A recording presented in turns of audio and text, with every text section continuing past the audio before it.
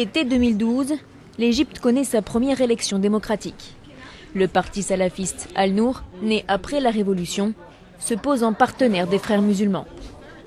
Les salafistes ont des positions beaucoup plus radicales que les frères musulmans en ce qui concerne les questions religieuses et les questions sociales, mais ils ont beaucoup moins d'ambition politique et leur intégration dans la vie politique égyptienne s'est fait assez tardivement. Mais depuis janvier, le parti a pris ses distances avec le régime de Mohamed Morsi, accusant les frères musulmans de vouloir monopoliser le pouvoir. Les salafistes n'ont jamais digéré de ne pas avoir obtenu les ministères clés qu'ils convoitaient. Ils accusent même à demi-mot la confrérie d'avoir provoqué une scission interne à leur faction. Le parti Al-Nour est divisé.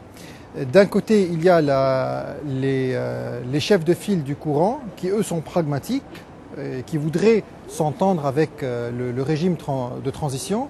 Et d'autre côté, il y a la base du parti salafiste, la base électorale qui est très très proche du mouvement des frères musulmans. Force politique indispensable pour former un gouvernement. Fort de ses 27% de suffrages aux législatives de 2011, le parti a une importante carte à jouer dans cette période de transition. Le parti Al-Nour a tout intérêt à s'entendre avec le gouvernement de transition pour devenir le principal interlocuteur de l'islamisme égyptien et pour devenir donc faire de l'ombre au groupe, à la confrérie et devenir la principale formation islamiste.